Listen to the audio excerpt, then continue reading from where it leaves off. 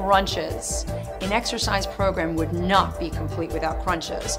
However, please note, when you do crunches, you only work the superficial layer of muscle called your rectus abdominis.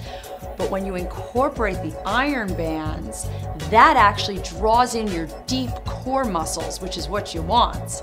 So do about 10 to 12 repetitions, start as a beginner, and you'll notice an awesome progression as you work into intermediate and advanced. Let's get started with these crunches.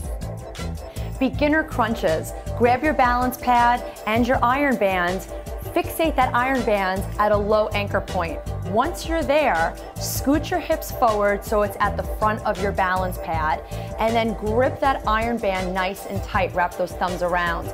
Keeping the arms straight, slowly lower down. Inhale, pull the navel in toward the spine, shoulders are away from the ears. Hold for a moment, and then as you exhale, she's gonna curl up to where her hands are right by the knees. Inhale, she's gonna roll down, nice and slow and controlled. Exhale, she comes up. Do about 10 to 12 repetitions of that. Slow, concise movements. Beginner crunches. Intermediate crunches. Once you master the beginner crunches, then find your way into the intermediate crunches. So same exact positioning, the only difference is you're working that oblique plane by doing an oblique crunch. So slowly lower down, draw that navel into the spine, bring your hands to the outer hip, and then inhale the arms up, and then exhale to the other side. Each side represents one repetition. So let's get in at least 10 to 12 repetitions. This is your intermediate crunch.